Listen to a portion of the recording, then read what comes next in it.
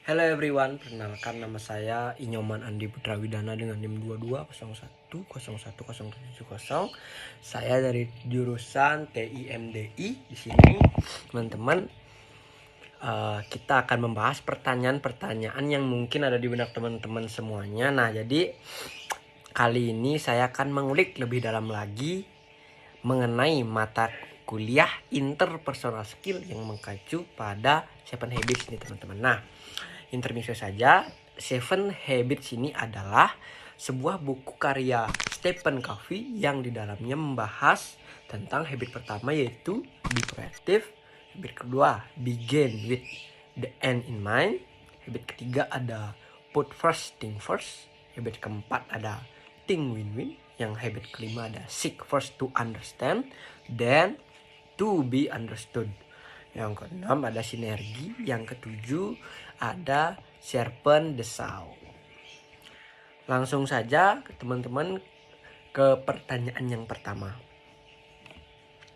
Terdapat pernyataan Mahatma Gandhi yang berbunyi, mereka tidak dapat merenggut harga diri kita jika kita tidak memberikannya kepada mereka.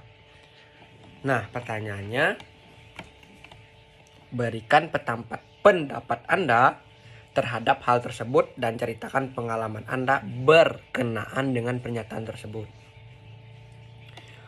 Baik, sebenarnya saya sangat percaya dengan pernyataan Mahatma Gandhi tentang mereka tidak dapat merenggut harga diri kita jika kita tidak memberikannya kepada mereka. Karena dalam kehidupan ini banyak sekali hal kehidupan yang tidak bisa kita dikontrol. Kalau di dalam stoikism, kontrollah apa yang kita bisa kontrol. Seperti contohnya adalah pengalaman saya dulu pada semester 3. Saya pernah mewarnai rambut saya dan semua orang menjudge model rambut saya, teman-teman.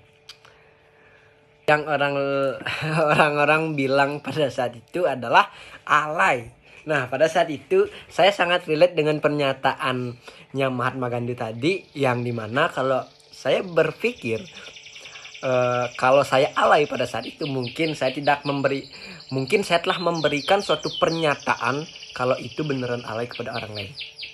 Jadi pada saat model rambut saya seperti itu, seperti warna kuning itu, saya bodo amat, atau dalam istilah Mahatma Gandhi itu, saya tidak memberikan harga diri saya yang pada di momen itu kita umpamakan sebagai suatu pernyataan alay itu, atau meng-approve pernyataan itu.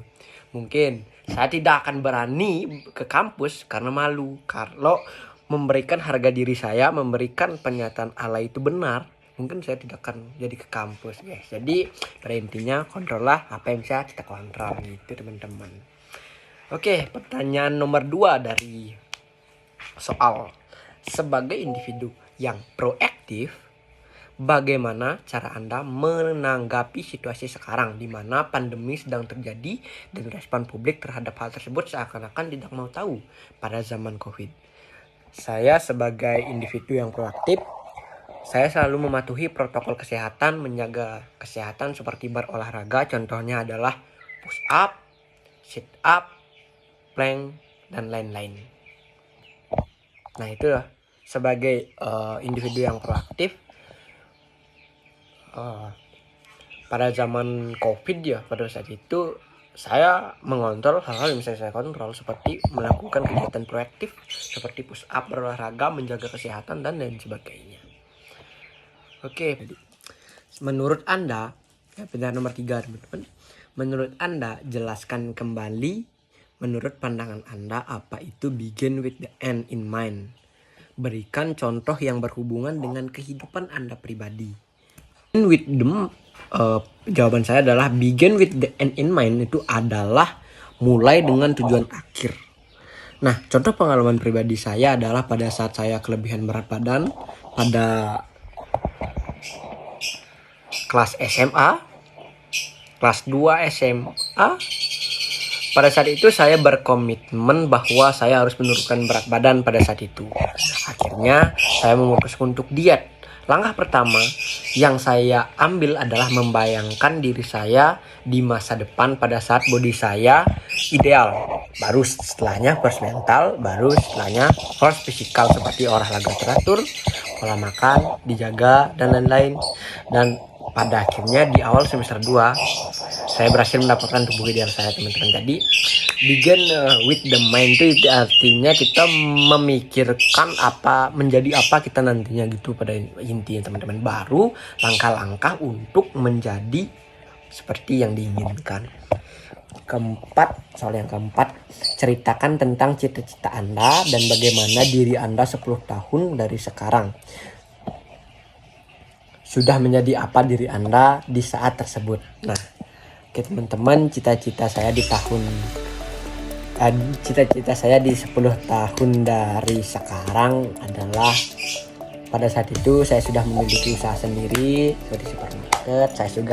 Saya juga mempunyai website travel sendiri, seperti contohnya di Airbnb, Klook, Get Your Guide. Dan semuanya berjalan dengan baik. Saya memiliki istri yang cantik, setia dan penurut.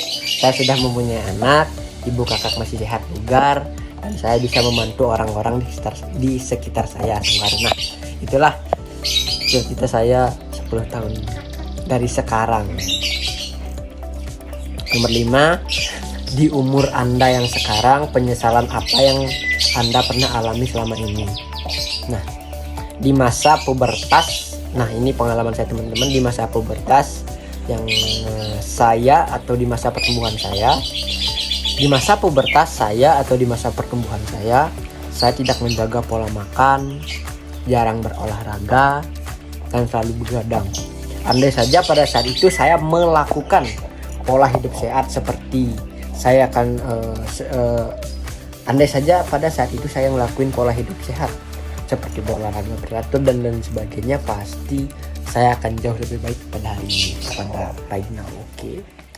Nomor ke-6 yang terakhir itu, dari pertemuan sebelum UTS Anda diajarkan untuk menjadi pribadi yang independen sebelum nanti menjadi pribadi yang interdependen atau saling ketergantungan. Menurut Anda, apakah yang disebut independen dan apakah Anda sekarang sudah ada di fase independen atau belum? Sertakan, jelaskan apa bedanya independen dan egois. Nah, independen menurut saya itu teman-teman, independen menurut saya adalah tidak ketergantungan kepada lingkungan sekitar atau reaksi orang lain gitu, teman-teman. Jadi bedanya independen sama egois adalah kalau independen itu tadi tidak terpengaruh oleh lingkungan sekitar atau kontrol yang bisa kita kontrol, itu namanya independen kalau menurut saya.